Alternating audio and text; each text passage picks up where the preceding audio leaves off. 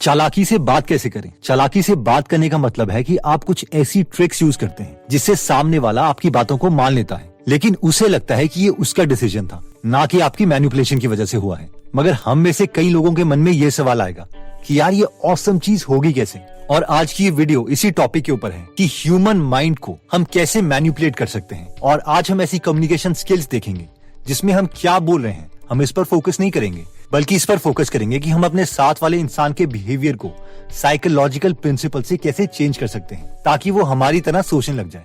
I know you are interested in this, so let's start. सबसे पहला point कहता है the peak end rule, the end matters most. 1993 में Nobel prize winner Daniel Kahneman और Barbara Frederiksen ने एक experiment किया। इस एक्सपेरिमेंट में 2 राउंड्स डिसाइड हुए थे। राउंड 1 में पार्टिसिपेंट्स को 60 सेकेंड्स यानी 1 मिनट तक अपने हाथ एक 14 डिग्री सेल्सियस की पानी की बाल्टी में डालने थे, जो कि थोड़ा सा ठंडा है। राउंड 2 में था कि पहले तो पार्टिसिपेंट्स को 60 सेकेंड्स के लिए अपना हाथ 14 डिग्री सेल्सियस की बाल्टी में ही डालना पड़ेगा, जो कि राउंड 1 में भी था। लेकिन उसके बाद 30 सेकेंड्स के लिए यानी आधे मिनट के लिए 15 डिग्री सेल्सियस की पानी की बाल्टी में भी हाथ डालना पड़ेगा, यानी बस 1 डिग्री एक्स्ट्रा टेम्परेचर वाली बाल्टी पर, जो कि ऑलमोस्ट पहली पानी वाली बाल्टी की तरह था। अब इस एक्सपेरिमेंट में काफी सारे पार्टिसिपेंट्स को बुलाया गया और राउंड 1 कंप्लीट करवाया गया, यानी 60 सेकेंड्स 14 डिग्री की बाल्टी में हाथ रखो। और सब पार्टिसिपेंट्स को उसके बाद राउंड 2 में पार्टिसिपेट करवाया गया, यानी पहले 60 सेकेंड तक 14 डिग्री वाली बाल्टी में हाथ रखो, फिर 30 सेकेंड तक 15 डिग्री वाली बाल्टी में। इन दोनों राउंड्स को कंप्लीट करने के बाद इन सब पार्टिसिपेंट से पूछा गया कि आप लोगों के पास एक ऑप्शन है, या तो आप राउंड 1 दोबारा से करो या फिर राउंड 2। अब आप लोग मुझे बताओ कि किस राउंड में आप दोबारा जाना चाहते हो। अगर हम इस चीज को खुद एक्सपीरियंस नहीं कर रहे तो हम में से मैक्सिमम लोग यही कहेंगे कि लॉजिकली राउंड 1 ही लोगों को रिपीट करना चाहिए, क्योंकि उसमें सिर्फ 60 सेकेंड्स के लिए ही हाथ पानी में डालना है। लेकिन राउंड 2 में राउंड 1 वाली सारी चीजें तो करनी ही है, प्लस उसके बावजूद 30 सेकेंड्स के लिए 15 डिग्री वाली बाल्टी में भी हाथ डालना है। लेकिन आपको पता है कि इस एक्सपेरिमेंट के रिजल्ट्स क्या है? इस एक्सपेरिमेंट में 80% लोगों ने कहा कि वो राउंड 2 सिलेक्ट करेंगे। क्या आप शॉक्ड हुए? आपको तो मैं देख नहीं सकता, लेकिन मैं इस एक्सपेरिमेंट से जरूर शॉक्ड हुआ। एक्चुअली इस कॉन्सेप्ट को पीक एंड रूल कहते हैं, और ये कॉन्सेप्ट कहता है कि अगर आपके फ्रेंड के साथ कोई कॉन्वर्सेशन हो रही है तो उस कॉन्वर्सेशन की बहुत इंटेंस मूवमेंट्स और एंड वाला पार्ट ही आपके फ्रेंड को याद रहेगा और बाकी सारा लॉन्ग टर्म में उसकी मेमोरी से डिलीट हो जाएगा। इसलिए अगर हम किसी से कुछ काम करवाना चाहते हैं तो हमें एंड वाले पार्ट को बहुत अच्छे तरीके से फ्रेम करना पड़ेगा। अगर एंड में आपने अपने फ्रेंड को खुश कर दिया तो उसके माइंड में एक अच्छी मेमोरी रिकॉर्ड हो जाएगी और हो सकता है कि वो आपके उस काम को भी कर दे जो आप चाहते हैं। नेक्स्ट प्रिंसिपल कहता है लॉस एवर्जन।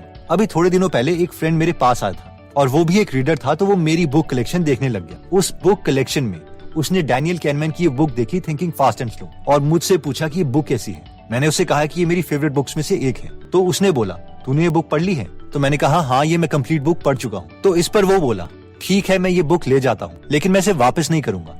अगर तुझे ये बुक वापस चाहिए तो इसे मैं खुद खरीद लूंगा। और जैसे ही उसने ये वर्डिंग्स बोले कि ये मैं बुक वापस नहीं करूंगा, मेरे लिए उस बुक की परसीव्ड वैल्यू बहुत बढ़ गई और मुझे लगा कि यार ये तो बहुत ही अच्छी बुक थी, मुझे तो इसे एक और बार पढ़ना चाहिए था, एंड सो ऑन। और जब मेरा फ्रेंड ये बुक लेके चला गया तो उसके बाद मैंने दोबारा से अमेज़न से बुक मंगवा ली। और ये परफेक्ट एग्जाम्पल है लॉस एवर्जन का। लॉस एवर्जन प्रिंसिपल कहता है कि हम उन चीजों को ज्यादा इंपॉर्टेंस देते हैं जब हमें लगता है कि हमसे कुछ चीज ली जा रही है या कुछ हमसे दूर जा रहा है। तो अब सवाल आता है कि हम ये लॉस एवर्जन का प्रिंसिपल कम्युनिकेशन में कैसे यूज करें। जब भी हम किसी के साथ कम्युनिकेट करते हैं तो ये एक्सपेक्टेड है कि हम किसी को किसी चीज के लिए कन्विंस कर रहे हैं। फॉर एग्जाम्पल, अगर आप अपने फ्रेंड को अपने साथ बिजनेस में आने के लिए कन्विंस करना चाहते हैं तो लॉस एवर्जन प्रिंसिपल कहता है कि आप अपने फ्रेंड को ये बोलने के बजाय कि आपके साथ बिजनेस करने से उसे क्या फायदा होगा, हमें उसे ये कहना चाहिए कि आपके साथ बिजनेस ना करने से उसे क्या नुकसान होगा। क्योंकि ह्यूमन माइंड प्रॉफिट इंक्रीज करने के बजाय लॉस डिक्रीज करने के लिए बायोलॉजिकली प्रोग्राम्ड है। नेक्स्ट प्रिंसिपल आता है फोकसिंग क्वेश्चन। ये प्रिंसिपल कहता है कि किसी भी इंसान से मेन कम्युनिकेशन स्टार्ट करने से पहले उसके ब्रेन को वो चीज सोचने में मजबूर करो जिससे उसका माइंड हमारे होने वाली कम्युनिकेशन के बारे में सोचने लग जाए। आइए इसे एक सिंपल एग्जांपल से समझते हैं। बॉलकम और एंडरसन नाम के 2 साइंटिस्ट ने एक साइकोलॉजिकल एक्सपेरिमेंट किया। वो एक शॉपिंग मॉल में गए और एक एक करके लोगों को रोके उनसे कहने लगे, क्या आपके पास कुछ टाइम है? क्या आप हमारे कुछ सवालों का जवाब दे सकते हैं? जब ये सवाल बहुत से लोगों से पूछा गया तो सिर्फ 29% लोगों ने हाँ किया और इन साइंटिस्ट के सवालों का जवाब दिया। लेकिन इसके बाद इन साइंटिस्ट ने इस कम्युनिकेशन में एक बहुत ही इंटरेस्टिंग कॉन्सेप्ट ऐड कर दिया जो कि था फोकसिंग क्वेश्चन। अब इस दोनों साइंटिस्ट ने लोगों को रोके पहले एक सवाल पूछा, क्या आप खुद को एक हेल्पफुल पर्सन मानते हैं? और ऑलमोस्ट सबने हाँ बोला। और इसके बाद इन दोनों साइंटिस्ट ने दोबारा से शॉपिंग मॉल में आए हुए लोगों से वही सवाल पूछा, अगर आपके पास कुछ टाइम है तो क्या आप हमारे कुछ सवालों का जवाब दे सकते हैं? और ये फोकसिंग क्वेश्चन ऐड करने से अपना बिजी स्केड्यूल होने के बावजूद 77.3% लोगों ने साइंटिस्ट को जवाब दिया। I mean 29% से नंबर जंप होके 77.3% हो गया। और ये इसीलिए हुआ क्योंकि जब लोगों ने खुद को एक हेल्पफुल इंसान माना और क्योंकि अभी वो हेल्पफुल वाले माइंडसेट फ्रेम में थे, इसलिए उन्होंने साइंटिस्ट को उनके क्वेश्चन का आंसर देने के लिए हाँ कर दिया। इसलिए अगर हम जब भी किसी से कम्युनिकेशन कर रहे हैं तो सीधा किसी से फेवर मांगने से बेटर है कि हम पहले उस इंसान से एक ऐसा फोकसिंग क्वेश्चन पूछें जिससे वो पहले एक ऐसे माइंडसेट में आ जाए जिससे वो हमारे क्वेश्चन को हाँ कर दे, जैसे कि इन दोनों साइंटिस्ट ने पूछा था। नेक्स्ट प्रिंसिपल कहता है संक कॉस्ट फैलेसी। ये प्रिंसिपल कहता है कि एक बार अगर हम किसी चीज में इन्वेस्ट कर देते हैं तो अगर वो चीज फ्यूचर में यूजफुल नहीं भी है तो भी ह्यूमन माइंड के लिए उसे छोड़ना बहुत मुश्किल हो जाता है। फॉर एग्जाम्पल, मान लीजिए कि आपने एक मूवी टिकट ली थी 500 रुपीज की और सोचा था कि इस संडे में काम नहीं करूंगा बल्कि मूवी देखूंगा। बाद में संडे को आपको पता चलता है कि जो नई मूवी की टिकट आपने बुक करवाई थी उसके रिव्यूज ठीक नहीं है और वो फ्लॉप मूवी है। साथ में मूवी टाइमिंग के दौरान आपकी एक इम्पोर्टेंट मीटिंग भी आ जाती है एक ऐसे दोस्त के साथ जो आपको एक बिजनेस प्लान समझाना चाहता है और वो आपके लिए काफी वैल्यूएबल भी हो सकता है। अब इस चीज के बावजूद कि मूवी फ्लॉप है, साथ में उसी टाइम को हम किसी फ्रूटफुल जगह यूज भी कर सकते हैं।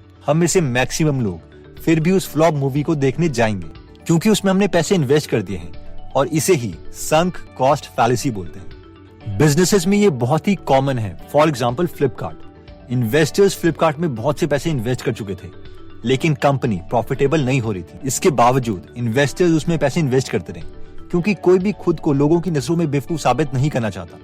बट इवेंचुअली वॉलमार्ट ने फ्लिपकार्ट को खरीद लिया $16 बिलियन में और सबने राहत की सांस ली। अब सवाल आता है कि हम इस प्रिंसिपल को कम्युनिकेशन में कैसे यूज कर सकते हैं। जब भी हम सामने वाले इंसान से कुछ फेवर चाहते हैं तो हमें उनसे छोटे छोटे इन्वेस्टमेंट्स करवाने पड़ेंगे और वो इन्वेस्टमेंट किसी भी चीज में हो सकते हैं, वर्क, मनी या टाइम। फॉर एग्जाम्पल, अगर आप किसी को अपना बिजनेस पार्टनर बनाना चाहते हो तो डायरेक्टली उसे अपनी करंट जॉब छोड़ने के लिए मत बोलिए। उसे अपने बिजनेस के बारे में अवेयर करो और अपने बिजनेस में काम करने दो। जितनी ज्यादा टाइम इन्वेस्टमेंट वो आपके साथ करेंगे उतने ज्यादा चांसेस हैं कि संक कॉस्ट फैलेसी प्रिंसिपल की वजह से वो आपके साथ काम करने के लिए रेडी हो जाएं। दोस्तों, बहुत से लोग समझते हैं कि कम्युनिकेशन का मतलब है कि सिर्फ हम किसी को कुछ बोल रहे हैं, बल्कि कम्युनिकेशन का एक्चुअल मतलब है कि किसी के माइंड में अपना मैसेज डिटेल में पहुंचाना।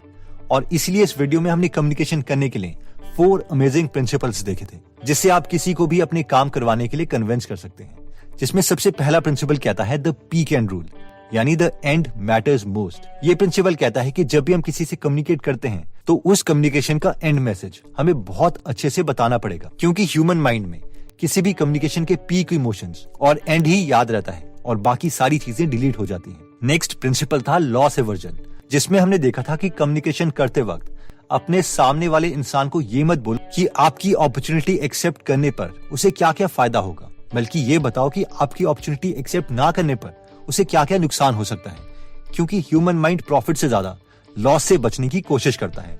नेक्स्ट प्रिंसिपल था फोकसिंग क्वेश्चन। ये पॉइंट कहता है कि मेन मैसेज बोलने से पहले एक ऐसा फोकसिंग क्वेश्चन पूछो जिससे सामने वाले इंसान का माइंड आपके मेन मैसेज को एग्जीक्यूट करने में हेल्प करे, जैसे कि शॉपिंग मॉल में उन दोनों साइंटिस्ट ने पूछा था और वो फोकसिंग क्वेश्चन था, क्या आप अपने को हेल्पफुल समझते हैं?